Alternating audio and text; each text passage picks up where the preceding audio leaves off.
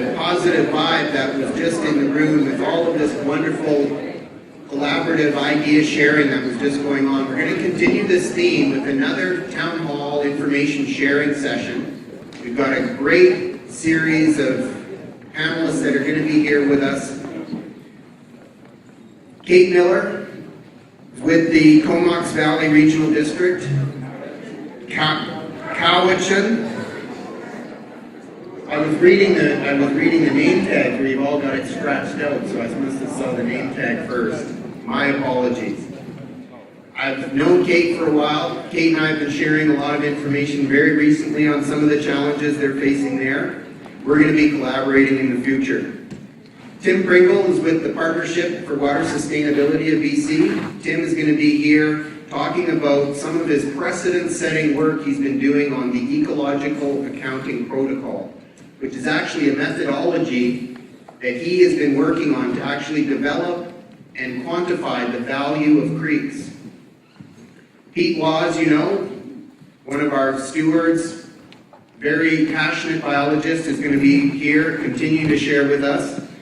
Tim Ennis, Executive Director with the Land Trust, is also here. He's going to share with us some of his stories. I was worried about I was going to say the wrong thing again. And Mark Britton with the Cowichan Valley Regional District with their... Now, did I get that wrong as well? I'm kind of thinking you might have done this to me on purpose. Kim, is that your fault? My apologies to everyone. Yes, I deserve a bun for that. So with that, the panel is going to lead you through a short series of presentations, and then the floor is going to open up and the dialogue is going to flow, and we're going to take advantage of all this knowledge up here at the table. So Kate, you're up. There you go. So we just had a fabulous little break with Julie and the RDN talking about their strategy. And I wanted to introduce a slightly different process that we've taken just south of here in the Cowichan Valley Regional District. It's a large regional district. It goes from the east coast to Vancouver Island. We've got a couple of wonderful Gulf islands within our area all the way to the west coast. It has 17 large watershed groupings and an extremely wide diversity of issues facing our region. And so I really wanted to start it with an acknowledgement that all of us are from places which are different. There are some key threads that tie us together, but our communities and the faces and the voices that we hear that bring forward the story of place are very unique to our areas, and we need to really take that into consideration as we move forward. This is not moving forward. Oh, I thought it was on auto move. Oh, excellent.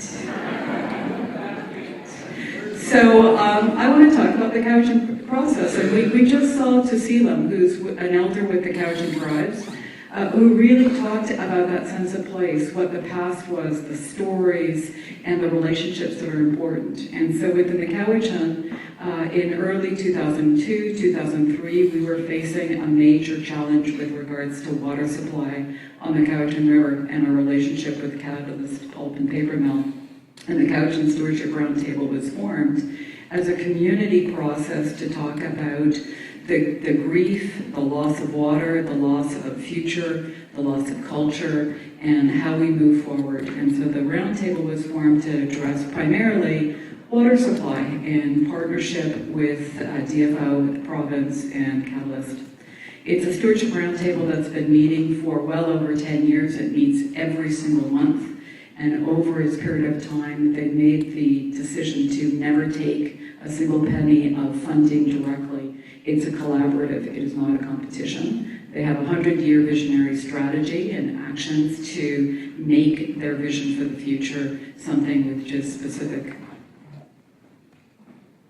One of those things was the Stoltz slide issue, which had 3% egg to fry survival below the slide and approximately 80% above the slide. It was a massive issue. BC Parks property, but BC Parks has a different piece around ecosystem restoration and letting things go naturally. However, the impact was enormous on the fishery, enormous on the resource, and enormous on the sense of place. What is it like to swim in gray, silty water versus blue water? What does that look like at a community level? Nobody owned the problem, everybody owned a part of the solution. And so the group came together, working with the upland property owners, Timber West at the time, now under new management, fabulous partner, Catalyst, fabulous partner, BCCF and others, came together to do the largest in-river restoration in Canada's history. It moved the Cowichan River entirely from its trajectory, rebuilt the slope, put in constructed features which bring back the color blue to Cowichan and our ability to see fisheries. In the early 2000s, there was also the development at the regional district of some capacity, limited though it was at the time. It was the first time the regional district said, perhaps environment is important, perhaps we need to address sustainability from a different perspective than we have in the past, which is really focused on building an economic driver for our region. It's a beautiful place. It is a beautiful place to have industry located. It's a beautiful place for communities to come together. But we really wanted to look at what the future was. And so Sustainable Cowichan was born, the 12 big ideas, and the notion of leadership, resilience, and in many ways, restorative development. A conversation started to happen within the region. So shortly after that, the Cowichan Basin Water Management Plan was tabled. 89 quote-unquote simple recommendations. Raising the Cowichan Weir, increasing storage is just one recommendation, which really focused on spheres of influence, not necessarily one organization being in charge, one community bearing the load, but identifying all of the stakeholders that needed to be at the table. We also have here Waterwoman, who's our local champion. In our community, we have a superhero who gets out, speaks to kids, works with communities in a very different way. And so that's the beginning of our recognition that each of our watersheds, you heard a little bit about the challenges with the Coxsila yesterday. Well, the Cowichan is a heritage river. It is one of the key index rivers that drives the U.S.-Canada Salmon Treaty in terms of the catch quota from California to Alaska. It's important. It's important to our community. It's important to our countries. We also had, towards the end of the early 80s, a growing recognition of the importance of Cowichan tribes playing a key role. They're only one of a number of First Nations within our region. They are the largest First Nation in the province, and their concerns with declining fisheries, as well as their concern with increasing flood risk. And so part of that process was the first integrated flood management strategy, using what was at that point in time,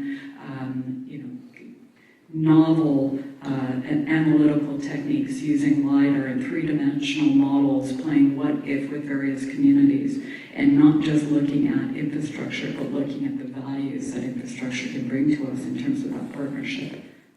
So the photo that you've got here, while it may look like gray infrastructure, it is a reconnection of the side channels in the lower Cowichan and Coxsila floodplain that had been cut off in the 1950s when the first dikes were built. These channels are now re-wetted and resupplied and provide a phenomenal heartthrob, if you will, to the resiliency of the Cowichan system, providing a future, hopefully, for the fisheries.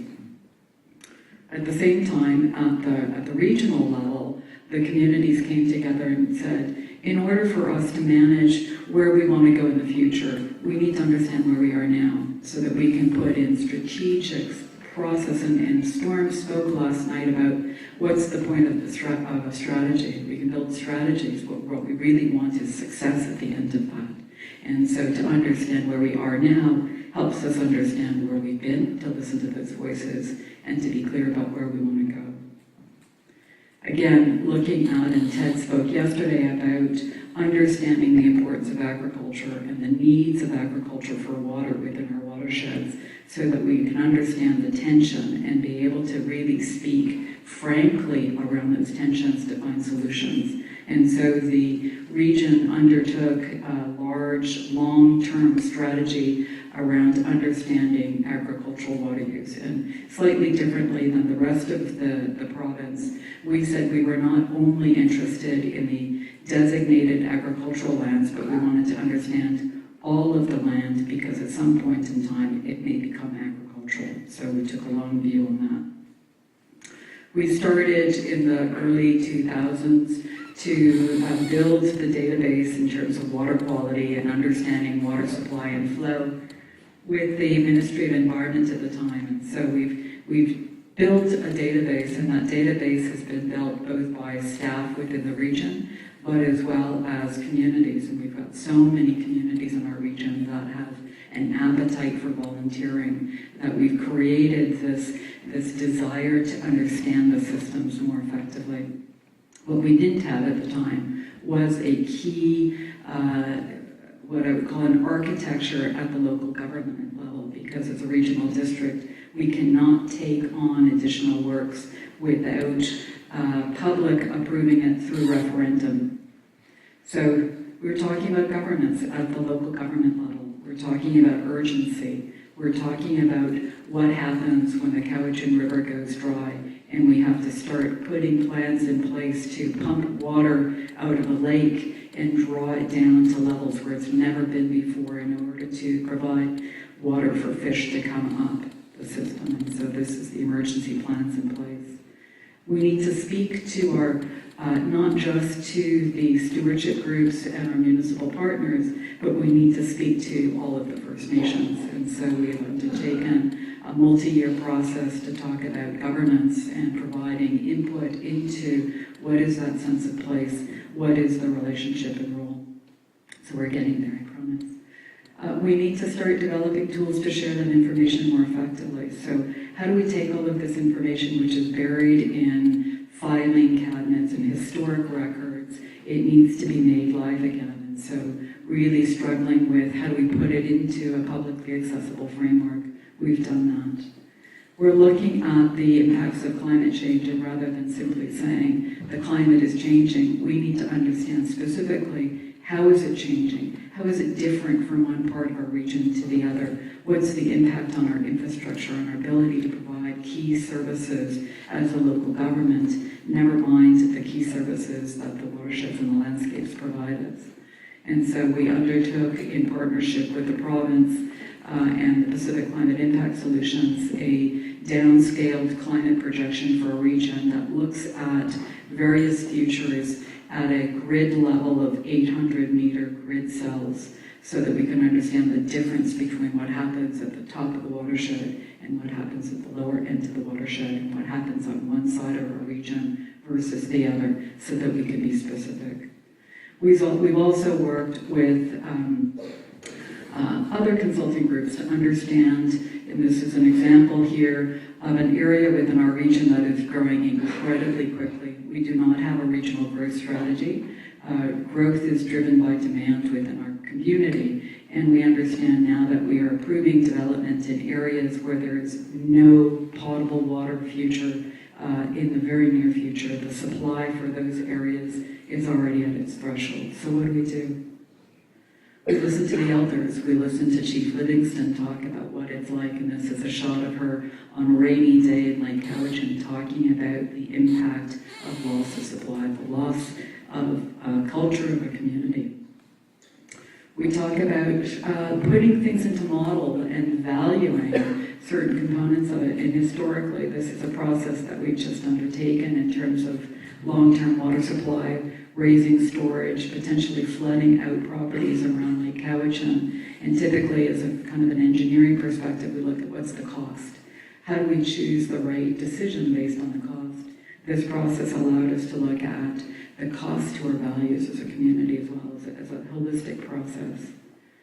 We've also just completed a process, and you'll see S&C Lavalin here, which is very political for many of you, but they're also a phenomenal engineering company that allowed us to say, here's our region, let's look at it at a watershed level. What's the risk within our region? at a watershed and a community level so that we could make the most strategic investments in the most appropriate places with the tools that we have.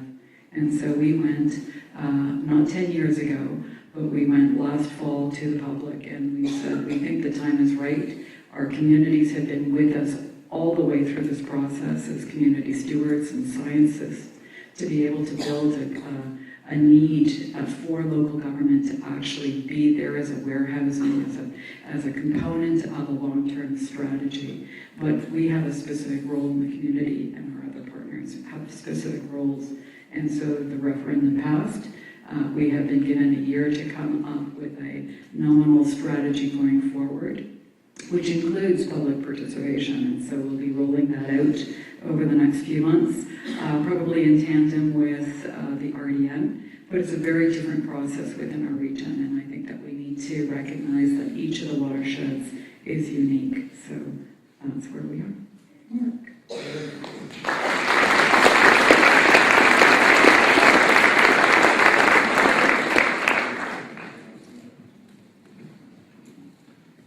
Thanks, Kate. My name is Mark Rutton. I'm with Comox Valley Regional District. I'll be talking a bit about our watershed protection plan, a plan for Comox Lake that we developed a few years ago and are now moving into some implementation. So I think this is on a timer. I think I'm limited to 15 seconds a slide, so let's see how it goes. A clean, safe, and plentiful supply of drinking water is taken for granted by many on Vancouver Island. In generations past, obtaining water was a matter of dipping a bucket into a nearby stream or digging a well and installing a hand pump.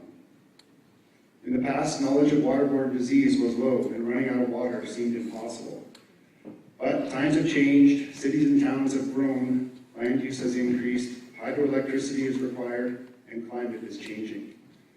But the fish, the environment, and the people all need water. It's essential to life, and the Comox Lake watershed provides water for 50,000 people in the Comox Valley. It's our only source. There's no alternative. We have to look after it. We have to take care of it.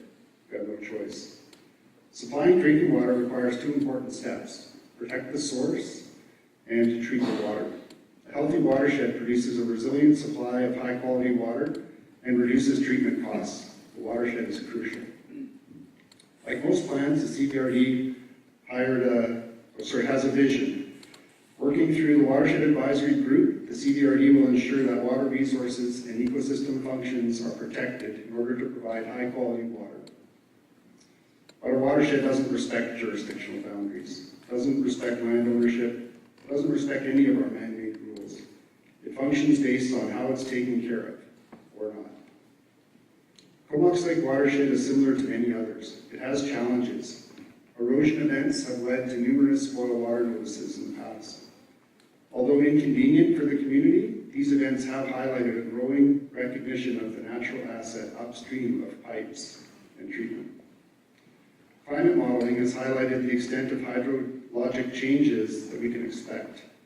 These are already occurring, with February and March, this past February and March, being the driest in 50 years for the Comox Valley. We need to ensure that our watershed is resilient to the changes that are coming. Like many, we used a consultant to help us with this plan, to analyze the risks, pull together the information. We quickly realized that the plan would be nothing without support from each and every stakeholder in the watershed. We formed an advisory group that included all stakeholders. We sat together at a large table and learned from each other. We discussed our varied interests, debated our different perspectives, and argued over perceived impacts on the land. We hosted a Creeks and Communities workshop to educate each other. We toured the watershed. We saw the good and the bad together. We spent a day in the pouring rain and got drenched. We had an excellent facilitator, and out of all of this, we developed a strong relationship. So here's the plan. It identifies 29 risks. It describes 54 mitigation measures. It's a fantastic plan. Lays out the perfect plan of attack. But without implementation, it's nothing but ink and paper. So we need implementation. We have an intensive, extensive water quality monitoring program with some very remote locations. We isolate turbidity coming from different tributaries to determine the relative contributions. We've created a 3D model of a known erosion area. We simulate sediment circulation and turbidity. We've inventoried and audited trail systems. We're completing a proper functioning condition assessment. We've completed shoreline erosion studies.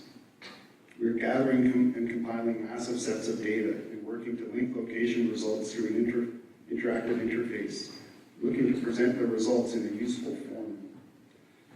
We've proactively partnered with Timber West, now Mosaic, and other landowners to prepare for spills and had an opportunity to implement spill prevention on a small plane flip on Comox Lake on landing. In the summer of 2018, we purchased 138 acres of land and 6,800 feet of waterfront for watershed protection purposes and conservation. We've created an outreach and education team with the goal of raising awareness and action towards protecting source water quality and using drinking water wisely. Last month, we teamed up with all local governments in the Comox Valley and with Comox First Nation to launch a municipal natural asset initiative for the Comox Lake watershed. We're viewing the watershed as a critical asset. We are evaluating its role in providing forest services and working to develop resilient long-term infrastructure at a substantial savings. The Watershed Protection Plan is all about people and relationships. This is the table at last month's Municipal Natural Assets Initiative. Each of these people has a role to play in ensuring high-quality water in Comox Valley.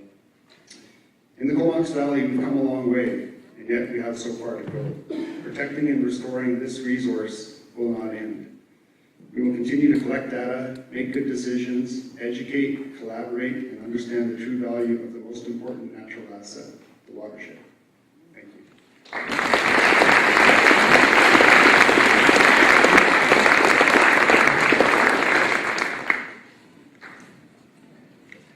Good morning, everybody. It's such a pleasure to be gathered here together with you all in the unceded traditional territories of the Coast Salish people.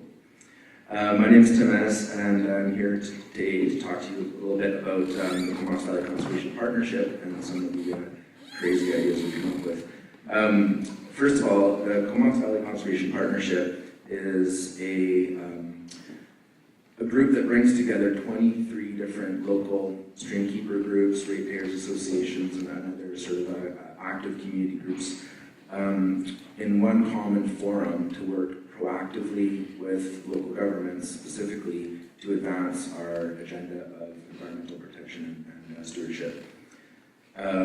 We engage with local government in a number of ways. Some examples of those are with the City of Courtenay. We are a development referral agency, so we're looking at environmental concerns that might be moved forward by a development. But we also participate in a number of different public advisory bodies, well, for example, the Comox Lake Watershed Advisory Group, or the CBRD's Liquid Waste Management Planning Program. Members of the public advisory committee there.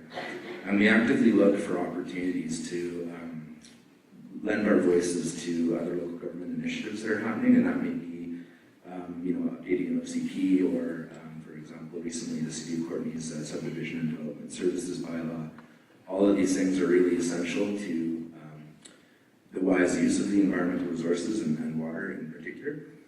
So we're really focusing in on providing one common voice from our stewardship community into those processes wherever we can. There's so much exciting stuff happening in the Comox Valley along those lines right now, so the time is really right for us to have a very positive impact. City of Courtenay's urban forest strategy and integrated rainwater management plans are on the table as well, and we're very, very happy to be able to participate proactively with the local governments in those things. I think our model as a conservation partnership is fairly unique in BC in that way, and we're quite proud of that. There are at least 6 other conservation partnerships in British Columbia, but to my knowledge, we're the only one that really focuses on that local government piece. So I think it's an innovative model that can be transferable to other communities. And the secret to our success really can be summed up in 2 words: partnerships and relationships. So today I'm just going to briefly illustrate the power that stewardship groups can have in working collaboratively with local governments and other partners by illustrating what I think is quite a unique project that is really as much about reconciliation as it is about restoration. So, if any of you have been through the Comox Valley and driven over the 17th Street Bridge, you may have seen this particular property. What I hear most in our community about this particular piece of land is, when are they going to do something about that place? This is a former industrial sawmill site that's been sitting vacant for well over 10 years. And it's admittedly probably the biggest eyesore in the whole Comox Valley. It went from being the single biggest employer in the Comox Valley to one of the biggest real estate problems in the Comox Valley. And so one of our local stewardship groups that's really engaged with the conservation partnership is called Project Watershed.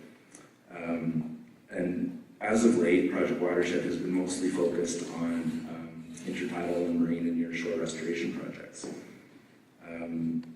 And through the leadership of Project Watershed, they've established an estuary working group and also a draft Comox estuary management plan.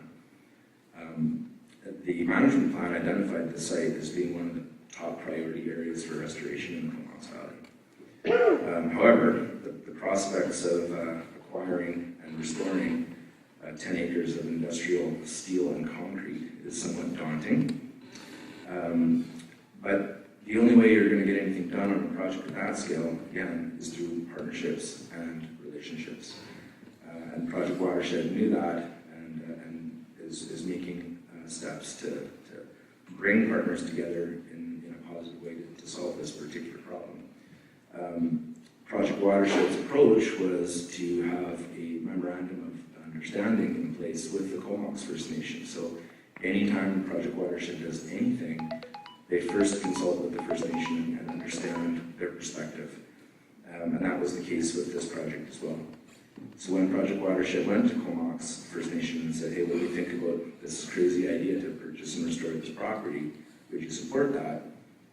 The response from Comox was, I think, maybe a little bit stronger than expected. It was essentially that they felt that, yes, absolutely, this property had to be protected and restored, and that KFN had to be the owner of it. And they felt so strongly because this particular area is really sensitive to them from a traditional fisheries perspective, but also it was a cemetery, essentially, traditionally. And so there's a real spiritual connection to this piece of property. So building off the success of the CDCP and its relationships with local governments, Project Watershed was then able to go and talk to the City of Courtenay and say, hey, what do you guys think about this idea? Because this property is in the City of Courtenay. And the city was extremely positive as well and decided to come on board as a major partner. So what we've essentially accomplished here is a partnership between a local environmental organization, First Nations, a local government, and a multinational logging corporation to come together around this project. So we've essentially made it a project that you can't really say no to. It's just got all the right people on board.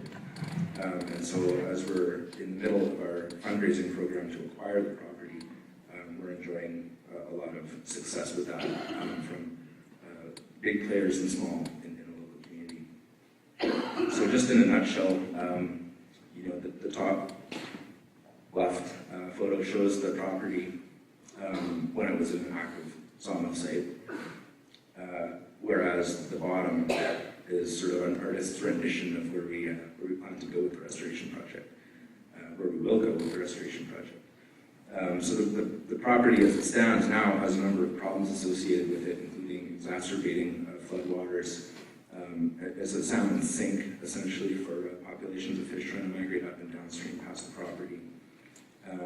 And there's a risk of incompatible development as it sits on the market for sale. However, our restoration vision has a number of benefits associated with it, including, from the eco-asset perspective, the potential to absorb and attenuate floodwaters. I think that's one of the main drivers for why the City of Courtenay is so on board. of course, not just enhancing salmon, but reducing salmon mortality is really important. But the reconciliation piece is really the key one. It's reaching across the river and in partnership with the local government, the First Nation, and environmental stewardship groups, and the logging company that's really kind of making waves, if you will. As daunting as the project seems, we know that it can be done, and we don't need to look very far. For an example, it's great to see Shannon Anderson in the room here somewhere. This is the project I was also involved with in the city of Vancouver, where we restored 3 sawmill sites, all in the estuary. That's a little bit of a before and after photo from that project. So again, I guess the take-home message here is that a restoration is possible, even though sometimes it looks daunting. But restoration and reconciliation together is a fantastic model for success. So focus on partnerships and relationships is what I would hope you take away. Thank you.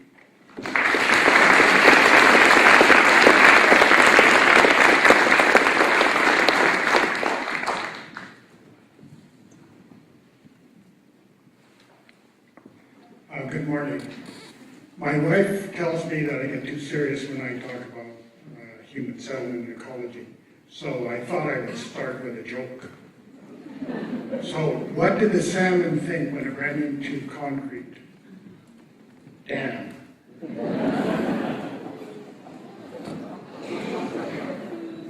It's all right as a joke. Does it name an agency after that? I'm going the wrong way. So I'm going to take a few minutes and summarize some aspects of the philosophy and theory behind the ecological accounting process, and also give you a brief summary of a project on Brooklyn Creek that we looked at using that process.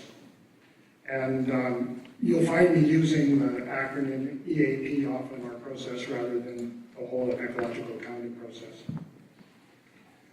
So we know this is true, and when you think about that, one has to wonder why when we look at human settlement, which is often land development in our concepts, we wonder why that's not done in balance with the conservation of land. Why aren't those equal priorities? What the ecological accounting process does is it looks at the worth of ecological services. So why do we use the term worth? That's what reflects the community appreciation of ecological services and what may be invested in those services. Often communities have streams, which is the most common ecological service. They use some of the values, ecological values that are available, but they may overlook a lot of them, leave them on the table, as it were.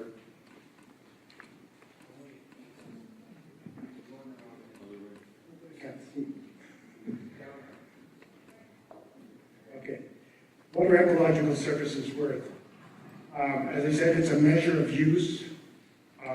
Are the opportunities recognized? And are they maintained and managed? That's a critical thing. Because if a community does see this package of ecological services and take advantage of it, they will be compelled to maintain and manage. There's three realities about watersheds. Ecological systems depend on hydrology. From one view, hydrology is water pathways. Water moves downhill and it doesn't care who owns the land, or whether it's private or public. And the watershed in reality should be the reference or spatial reference for communities in order to maintain, which means prevent degradation, and manage, which means enhance the condition, the functioning condition of an ecological resource such as a creek shed. One of the ideas that's basic to the ecological concept, ecological accounting process concept, is the commons. What are the commons? Well, those are places in the community that everyone has a right to access and draw value from, they add to quality of life, they add to property value. There are two kinds of commons. There's a natural commons, and there is a constructed commons. Natural commons, we're familiar with them in terms of streams, ponds, wetlands, salmon, woodlands, and so on. Those natural commons provide intrinsic services for nature, and they provide services that are used by communities. The constructed commons is familiar to us as roads, drainage systems, storm sewers, and potable water systems, and so on.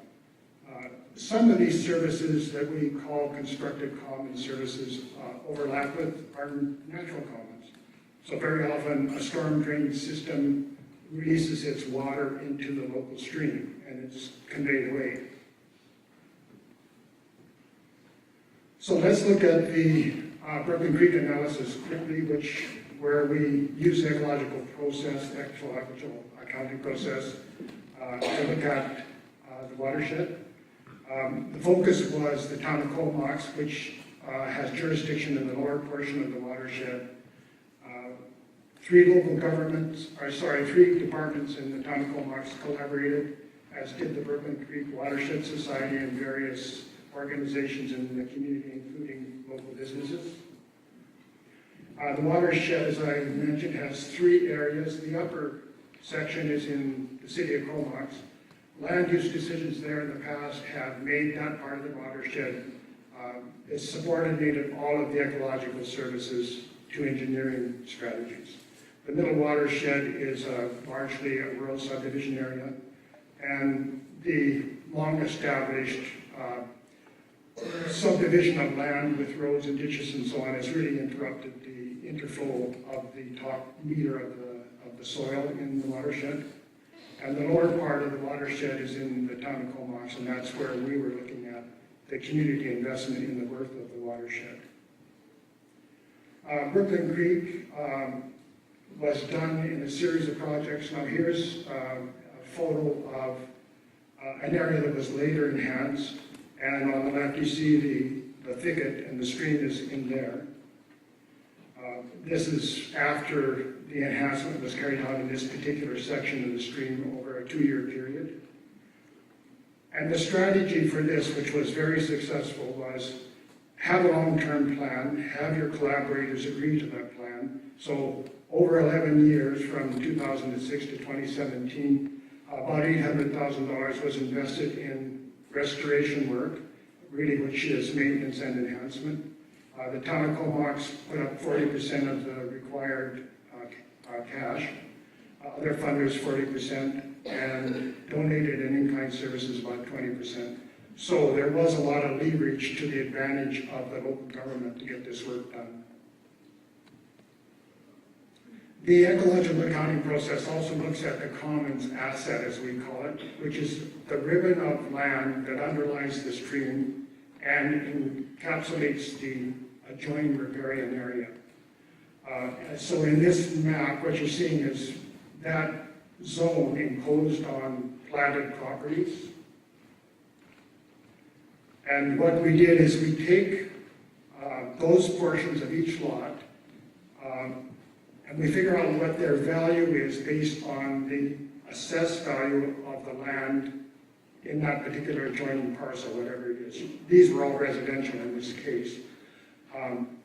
It comes from, the data is from BC Assessment Authority, and that data really reflects the interest of buyers when they make a property purchase or a property sale. So whatever it is that buyers value about a particular lot, in aggregate with a number of properties, you get a view of, well, people like to be in this part of the city or they don't like to be in this part of the town and so on. We found those values for the portions of the lots that were in the setback area. We used those values to tell us what that portion of the setback area was worth. We took 50% of that value as the commons, natural commons value. Now this is not a perfect measure, but it is a way to have numbers that you could consistently gather so you could be able to understand that your stream corridor or your natural asset area has a land value. Once you get to that point, you're able to talk about, well, how much should we spend on maintenance annually? So we found in our example, the stream was worth $2,700 per lineal meter. It was worth $2.7 million per kilometer. The stream length in the town of Comox is 2.5 kilometers, I think it is. So it has a value of $6.8 million. At 1% a year for maintenance, you'd be spending $68,000 to look after the stream. If you were doing enhancement, you might be spending more. So if you get these numbers, you also have an opportunity to contribute to asset management strategy and planning. In a sense, it's useful to have capital value amounts for the constructive commons and the natural commons, so you have some way of comparing how you're devoting resources to one or another. And typically, we do not have any asset value for the natural commons. So the purpose of the ecological accounting process is to help get numbers that can be used. And we've designed it so that communities can employ this process on their own if they choose to do that. They have the GIS data available. They have the stewards to work with. They have their own staff to work with, and they can hire consulting capacity where they need it. So I'd just like to thank the stewardship community for being the champions for the natural commons. And I'd like to thank, I'm missing a slide here. I'd also like to thank the people in local government who take the time to look at these issues and think about how they can contribute to another way of understanding ecological services, managing those services, and understanding the role of those services in the prosperity of their communities. Thanks.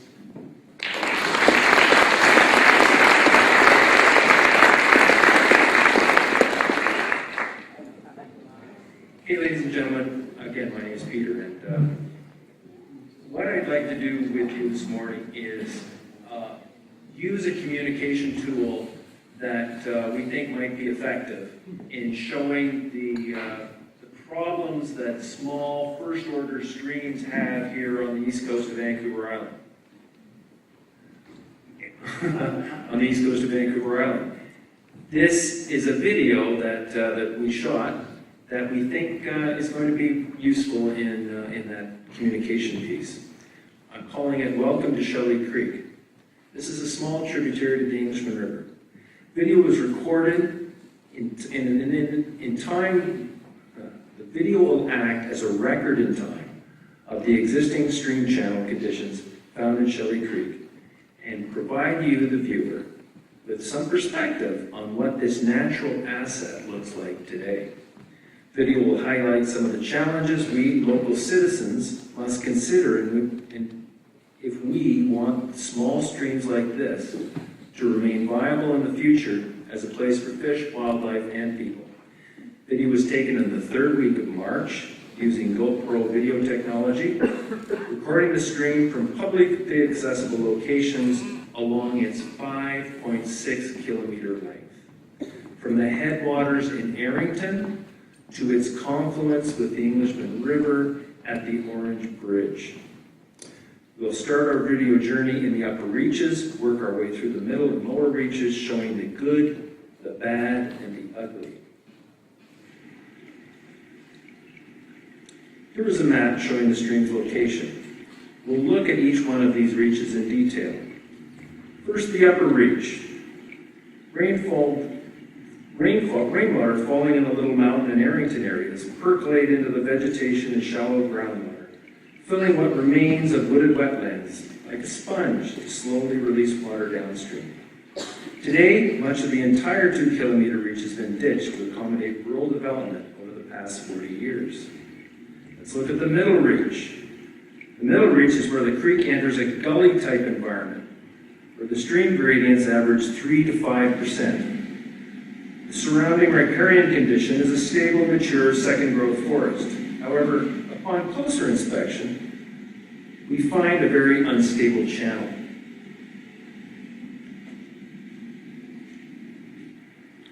Within this reach, the stream channel is characterized by signs of erosion along the stream banks.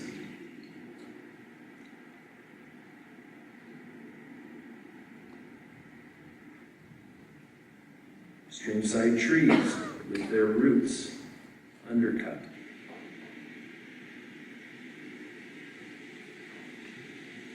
Accumulations of sand and gravel bedloaf form behind piles of woody debris that choke the channel in several locations. Much of the damage here is caused by winter freshet flows, causing the channel to degrade down to hardpan in many areas.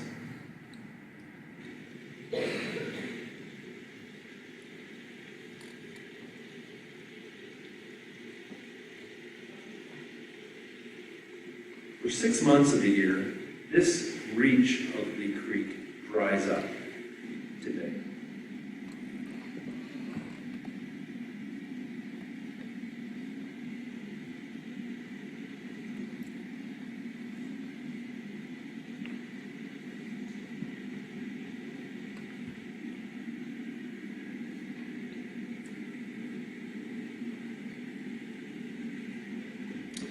Within this middle reach, there are 6 major culverts, varying in length from 80 meters to 200 meters. Culverts can have an impact to fish migration. So let's look at 2 of the culverts that were recently installed. The E&N Railway cuts through the middle reaches of Shelley. For years, its twin culverts provided trout easy access to the upper watershed. No problem. Today, there are 2 culverts that were recently installed that are now compromised migration of trout. This 6-foot diameter culvert was installed 10 years ago. However, it's not installed in a manner that provides easy access, even with baffles. Recently, this culvert was installed by the local water utility to allow for drinking water service pipe to run down the E&N right-of-way to a pump station in Parksville. Restoration of pool and riffle habitat after construction has been seriously compromised by sediment and gravel deposition. Most of these materials have washed off the construction site. There has been no effort to correct this issue to this point in time. This has been a year and a half.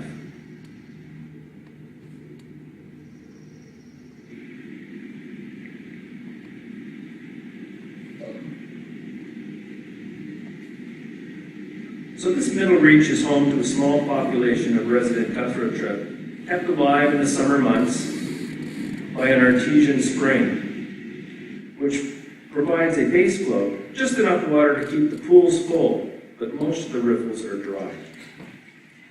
In 2014, our stewardship group completed a meter-by-meter habitat survey using a similar method to a habitat survey done in 1999. A comparison of our data the one done 15 years before showed that riparian or streamside vegetation conditions were unchanged, pretty healthy, but the stream channel has seen major modifications with increased stream erosion, infilling of pools, and channel substrates dominated by mud and sand. The lower portion of this reach, our society undertook a channel stabilization project to eliminate a major source of sediment generated from erosion caused by high flow velocities from that road culvert. The sediments were moving downstream to a wetland in the lower reach, causing it to infill. In the lower reach, it's characterized by a very low gradient stream, much of which has been channelized by a farm. However, very important wetlands located in the lower 500 meters before it discharges into the Englishman River. Coho and sea-growing trout access this wetland in the winter months when the river is subject to peak flood flows. Juvenile fish access the wetland to escape being swept into the sea. They remain in this quiet water and move downstream around this time of year.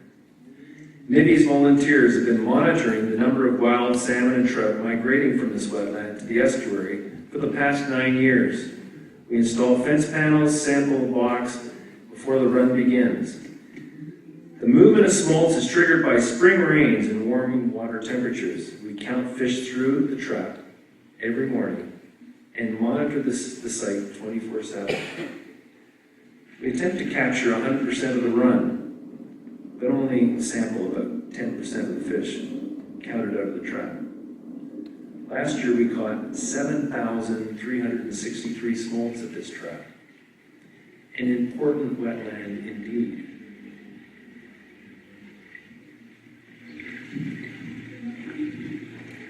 Although he's actually, I think he's a labor, he does have something on his mind, a very great one. They're about volunteers. It's orange too. I think it's right. This might be a cutthroat. It's got some coloring right here. Shelley Creek discharges into the main stem of the Englishman River about 200 meters above the Orange Bridge. So as you can see, it's strategically located to provide off-channel refuge for salmon and steelhead juveniles.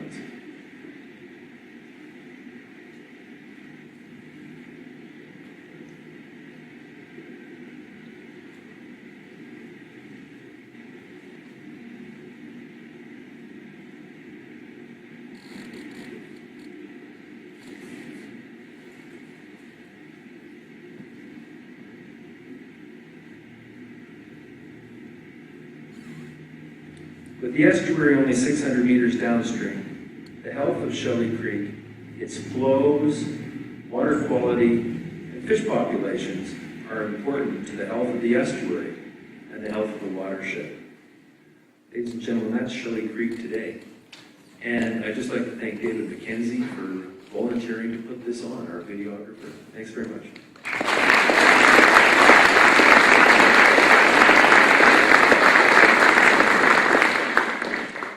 Thank you, Peter, the rest of the panel. We have probably about a half an hour now in which we're going to encourage people out in the crowd and the audience to maybe ask a few questions, think about what they've just heard, and take advantage of some of this knowledge up here. So I'm going to start things off, and I got a question for Tim, and then another question similar for Pete after. Tim, seeing Tim Kringle talk about the ecological accounting protocol, Tim Ennis would the ability to look at the worth of some of these big, really important restoration projects are getting underway. How would something like that, can you see, potentially help you in partnerships and building relationships? And then a similar question after for you, Ian, or Peter. Shelley Creek, it looks like the creek needs some help. So applying an ecological accounting protocol or some way of actually talking to the neighborhood around the value and worth of that creek, could you see that, and how would you maybe leverage some of that worth into some actions, and what would you like to see done? So Tim Ennis, let's hear what you have to say first. Kate's got a mic there up there for you. Yeah, thank you. Great question. We are essentially creating an ecological asset with the restoration of that property. We're sort of tuned into that explicitly. The City of Courtney is engaged with Municipal Natural Assets Initiative project to look at the asset value of natural features within the footprint of the Courtney River. Have I said that right? And so this project is a part of their assessment process. So we're very much looking forward to finding out through that process what some of the economic realities might be. What I can say is that from the research I've done, whenever there's a major flood event in Courtney, which seems to have happened about 15 times in the last century, the most recent one anyway had about $500,000 worth of damage. And so if we can, kind of get some numbers around the degree to which this restoration project will attenuate floodwaters, I think there's definitely a very strong economic case for why these kinds of projects make sense.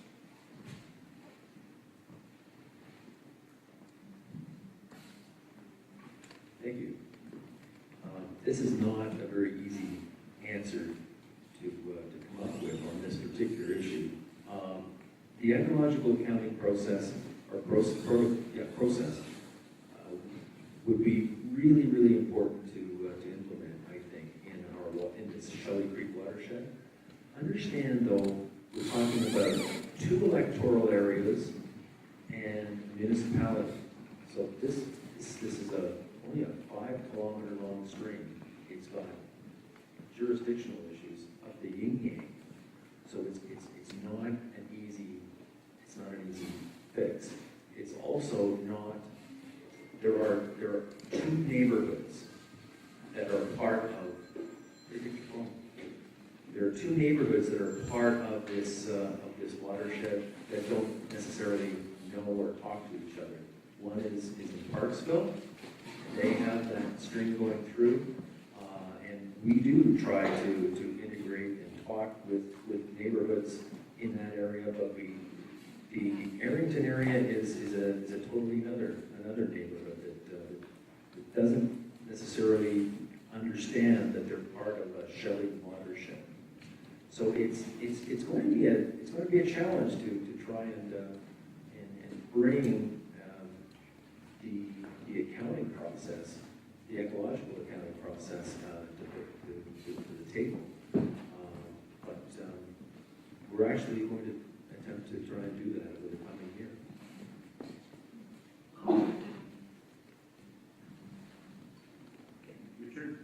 It's a message or a question for Tim. You went through your Pringle. You went through your equation there to calculate your ecological accounting. You multiplied it or applied 50% at the end. Is there a rationale for that, or is that just a conservative estimate?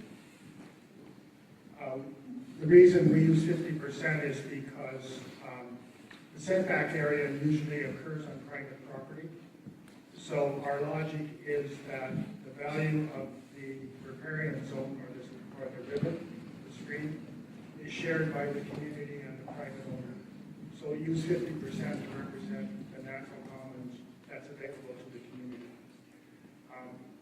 And it's important to remember that the community expects that resource to be there in the future. And they think, residents probably think that it is being managed and maintained.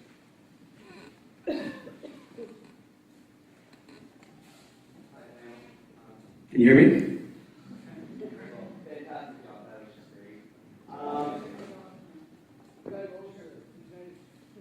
There we go. All right, figured it out. I'm Brian. I'm a biologist at Peninsula Stream Society, and I just have a quick question, which can be difficult. But what are some of your strategies to engage with those that are less on board with restoration? Because it's quite easy to recruit those that want to get in there, get their feet wet, but there's also often difficulties with those who may not be on board.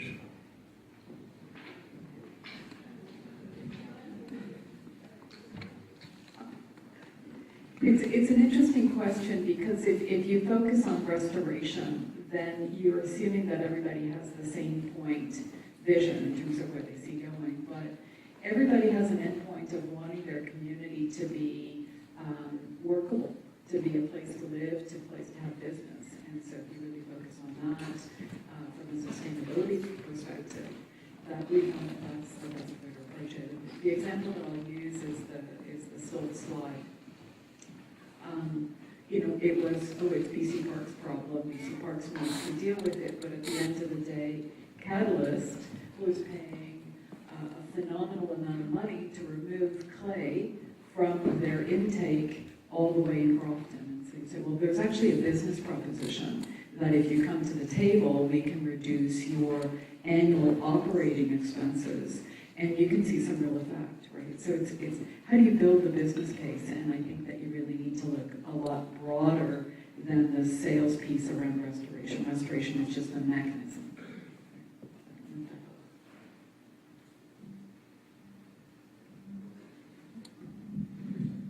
No easy answers.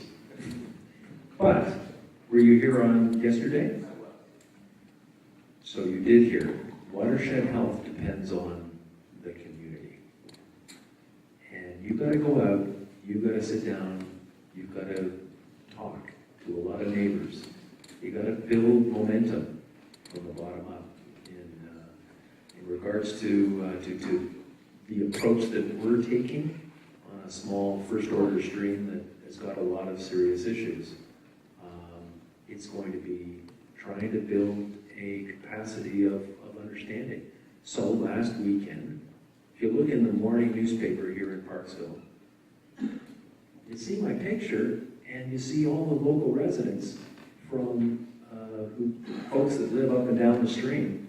And we did a riparian planting on last Saturday. That's the only way. Try to slowly build a connection. Show them success, and also show them that somebody else cares. A lot of them will say, gee, you know what, we've been watching this stream flood for a few years, and yeah, you know, we've really got some issues around the water quality or around low flows. And they actually name the trout in the local pool that they can see fish. They've actually got names for them. So if you can connect to that, that's gold. And now I just have to take that to Harrington. And that'll be a challenge. I would just add one more thing, that is to emphasize the relationships piece, right? So if you've got landowners or other stakeholders in your community that are reluctant or whatever, go talk to them and listen to them. Like, to start with, like, where are they coming from, what's their perspective? You know, and then by developing a relationship, you'll probably be able to come across some common ground that you can both move forward from.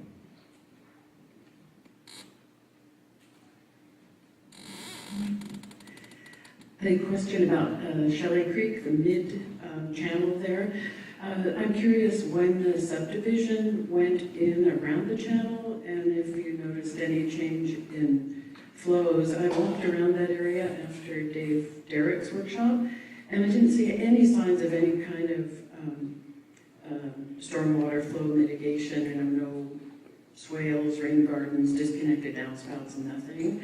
So I'm wondering, when did it go in? How did it impact the creek, or do you not have data back that far? And are there any plans to get those folks on board with, there seem to be many opportunities for downspout disconnects and things that would reduce your flow, your erosive flow, and increase the summer flows from groundwater.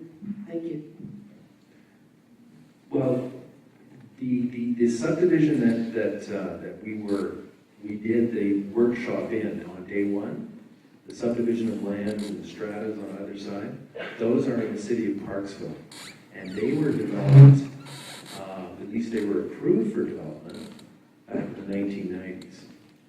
And the actual infrastructure and the construction of many of those sites were actually done right up until about 2 or 3 years ago. But a lot of their requirements were set in motion back when the subdivisions were approved back in the 1990s. So that's one thing around that subject. And I think we can grow a constituency of local neighbors that will want to do something and will slowly work their way over here to the municipal hall and talk to them about trying to find softer approaches to the current standard stormwater design drainage that they have in this municipality. That's my hope.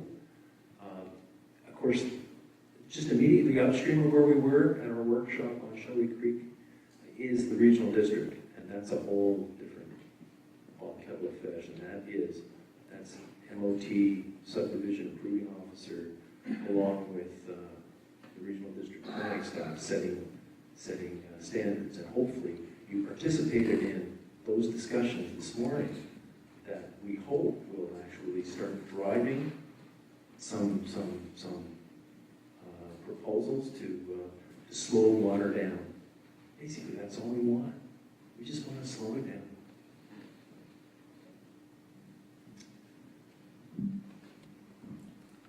Good presentation. presentation, folks, from all of you. Thank you very much. It's excellent panel. So a question for you in terms of the ecological accounting process, and with the emphasis, and I'm going to be looking at Tim Pringle primarily based on your presentation, but I'm going to ask for maybe a more broad perspective from the panel. In terms of looking at the ecological accounting process, trying to influence local development, municipal development, and I understand that. That's where the acute stressors often are. And to Peter's point about the engagement from the community base to try and influence what's going on at the local level.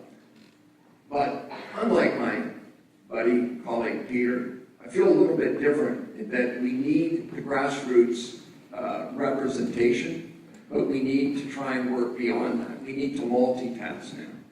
And so there is collective value from those groups that live and work within their community and try and do the right thing at grassroots level. But we need to try and also have a simultaneous or concerted effort to more broadly influence senior levels of government. So where I'm going is this.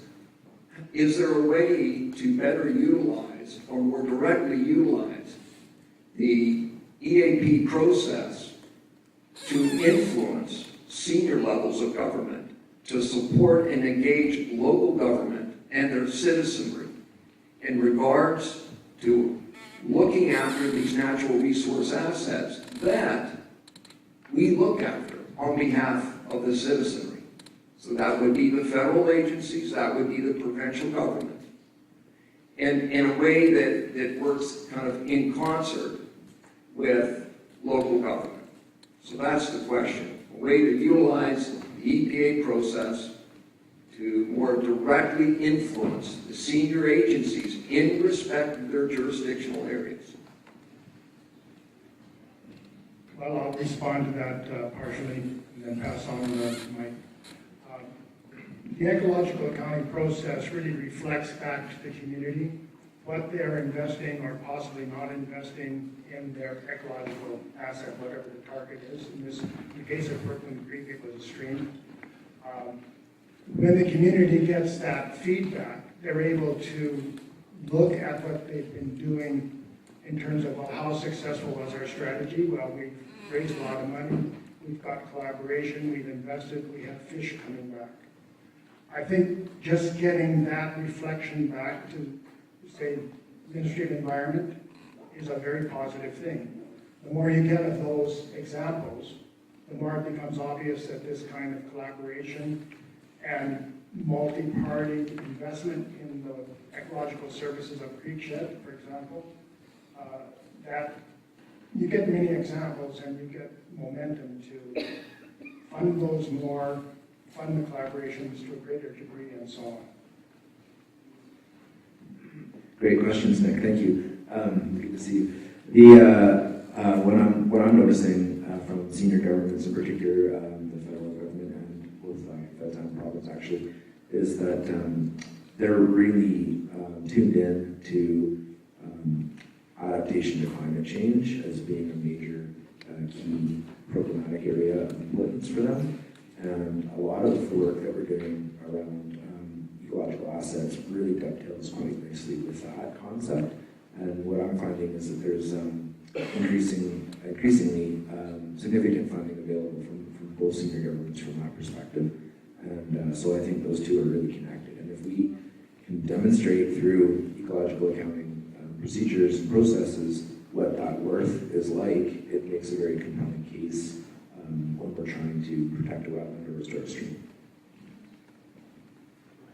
Thanks. For the Comox Lake watershed, I think the short answer is yes, that asset value information would be important for higher level governments.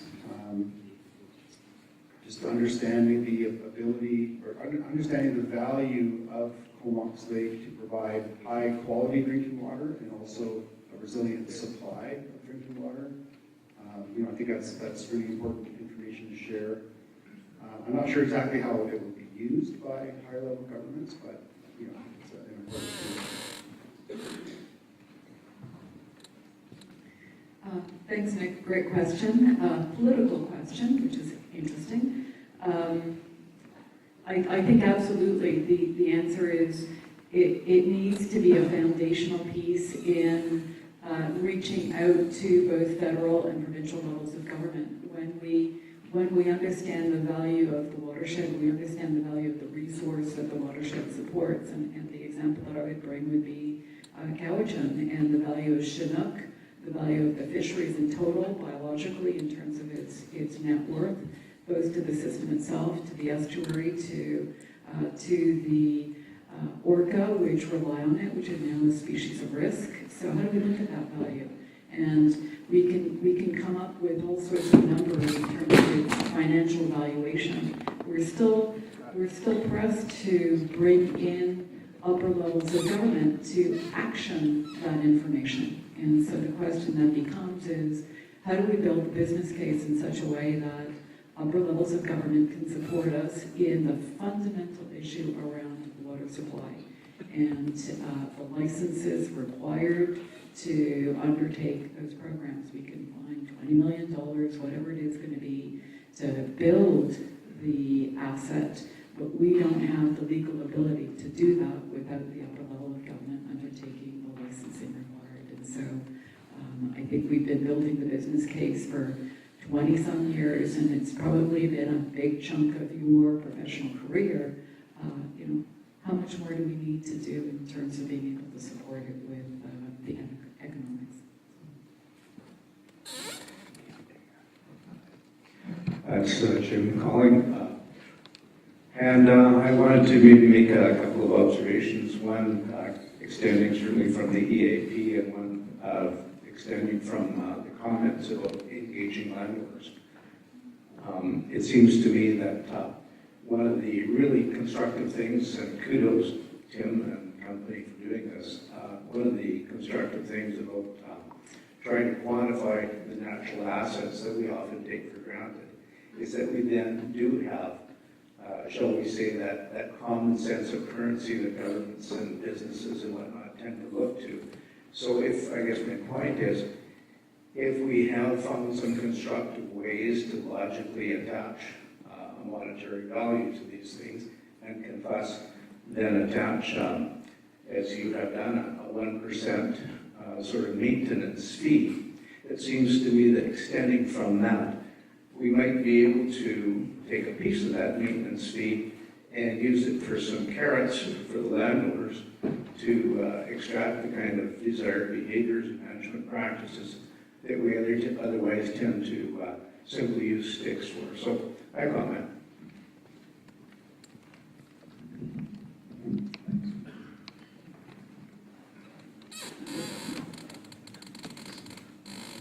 Do you want me to comment now? Go ahead, Tim, if you have something to say. No, I think that's excellent observation.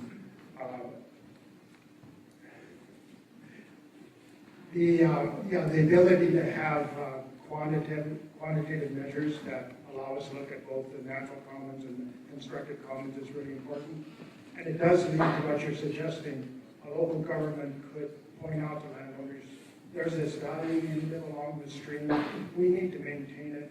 We've got some money. If you pay half, we'll pay half, or whatever. You can see a lot of strategies would emerge to extend the amount of maintenance and enhancement that takes place.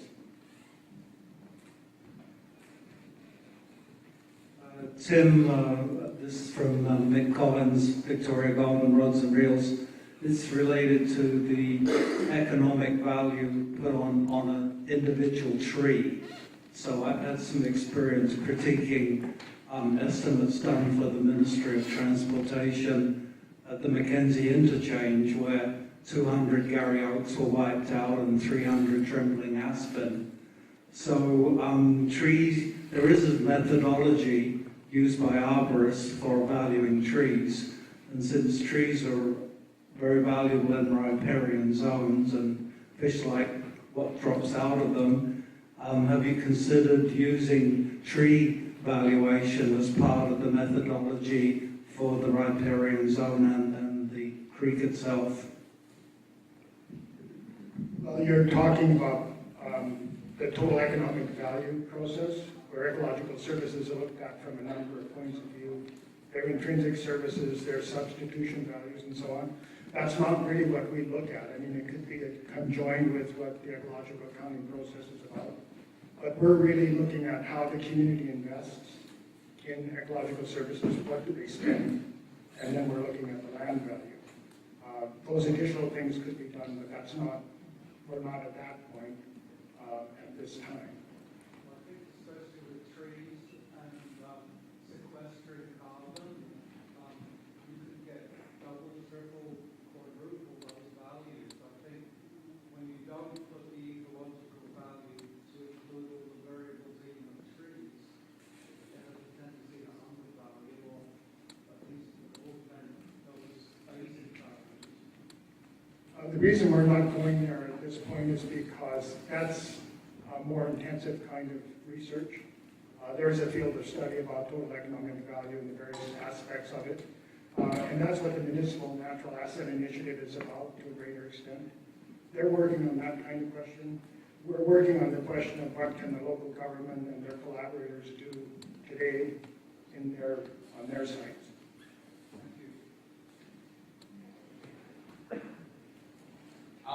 I'm Dave Derrick. I taught the class on Tuesday, really had a lot of fun. We got to go out to... You're supposed to talk into the mic. Do I need it or not? Not used to talk, seriously not used to talking into this. Is it working? Okay. Dave Derrick, Bovina, Mississippi. I want to thank Rich and Kim for getting me up here to help teach that class. And hopefully people learned a little bit of stuff and some new methods and techniques, and I learned a lot. So Peter and I went out this morning to take another look at Shelley Creek and kind of try to come up with some ideas. A lot of sections of the creek are in really, really good shape, and some areas are in stress, and some areas are relatively devastated when you get into the intrusion of the culverts and lack of shade and cover and stuff in there. So Peter and I talked a good bit about a lot of different ways to cover up some of the rocks that are going to heat up, okay, and heat up some of the water, some ways to get shade and cover over the tops of some of those areas. And then we were walking up through a section where the stream has dug itself down, so it's incised, which the definition of incision is the stream is disconnected from its historic floodplain. So when that happens, all of your energy, when you get into these high velocity events, floods and freshlets and things of that nature, all of that energy is down in a channel. It can't get up. It physically can't get up and get out and get on the floodplain, where it's maybe a few inches deep, right? You're going to dissipate a lot of the energy, and it's a very large cross-sectional area compared to the small section of the stream. So when you get into something like that, there's a number of ways to reverse that. One way is to bring up the bed of the stream, okay? We're usually using some type of grade control structure, whether it's a cross vein, engineered rock riffle, but these things are typically stone. You can use trees, but that's very, very difficult, and it's higher risk for sure. Another way to do it would be to bring down the surrounding areas, so lower the floodplains next to this stream that's incised. The third option would be to do a little bit of both, bring the bed of the stream up and bring some of the floodplain areas down. The fourth option, which gets a little bit tricky, we've got a lot of, there's a lot of large woody and small woody debris in the stream, and in some areas that's actually blocking the stream enough that you've got deposition of fine to coarse sediments upstream, and it's raising the bed of the stream up. So you can increase the number of large woody and small woody debris within that system and kind of raise it back up. All of these are going to take a fair amount of mechanical intrusion. You're going to have to get some equipment down there, and you're going to disturb a lot of those areas. It's just the way it is. Even if you come in with a long reach track hose, something like that, where you can keep back from the stream, you're still going to be working in the stream and probably doing a fair amount of damage, with the fact that over the long term, you're going to make it better.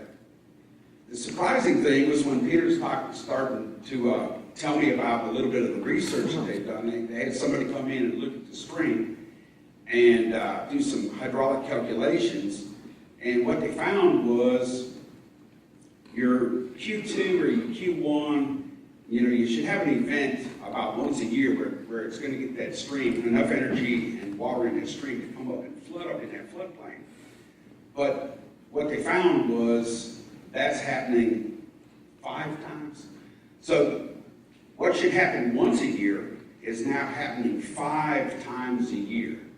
That's a lot of energy, that's a lot of stress on your plants, that's a lot of energy down in the stream system that's going to increase velocities, increase the erosion of the banks and the bed, and probably move some of these head cuts upstream. The bad part is when you get into future development, and there will be development within that watershed, that's going to go up to 14 times a year. So now you've got the Q1 event happening every 26 days. On average, but really most of that's going to happen in the winter, right? So you're going to have flood, stressor. So that's really, really bad news.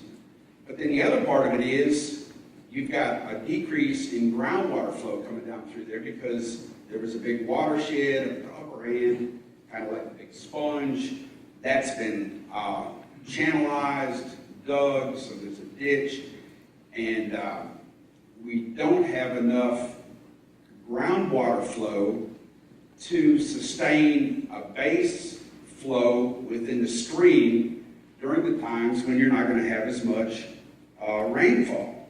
So that's where you're going dry for fairly long periods of time within the stream system. So when you look at the overall deal with the amount of water coming into the stream, the future that's going to be worse, you might not want to take those steps of coming in and mechanically changing the cross-section of the stream and building grade control structures and everything else. So then I think you really want to start looking at how much can you reduce some of the high energy flow events. Can you go, and you definitely have to do your homework and do your research. Do you go up to that upper area and start to look at how much rainfall you're going to get? The ditch was a bad thing, but actually that might not be a bad thing now, because if you could do your stormwater management, and it might require putting some type of storage up there, underground storage, kind of some of the stormwater, like giant, not so much detention or retention, but it might be something where you're going to have to remove a lot of material and put something in the ground, loose gravel or whatever, that ditch could carry a bunch of that rainfall in that area, and you basically store that water, store that energy event or that rainfall event, and engineer a way that can go in as groundwater. But it's going to have to go fairly quickly, because you're going to have these events every week or so, a couple of weeks. So I think in this situation, without a bunch of intrusion into some very, very nice sections of the stream, not fully functioning, but can you reduce the stressor of the big events, store that water up in the upper areas, turn that into groundwater flow that will come out days, weeks, months, years later. I appreciate it.